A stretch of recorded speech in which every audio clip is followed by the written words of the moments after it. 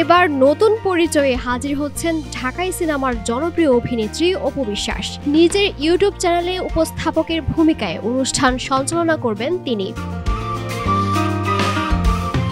সম্প্রতি নিজের ইউটিউব চ্যানেলের জন্য বেশ কিছু প্রোগ্রাম নির্মাণ করার পরিকল্পনা সাজিয়েছেন এই নায়িকা, যেখানে গণমাধ্যম কর্মী থেকে শুরু করে শোবিজ অঙ্গনের তারকাদের নিয়ে আসবেন। উপস্থাপকের চেয়ারে বসে একের পর এক প্রশ্ন করে তাদের উত্তর জানার চেষ্টা করবেন এই অভিনেত্রী।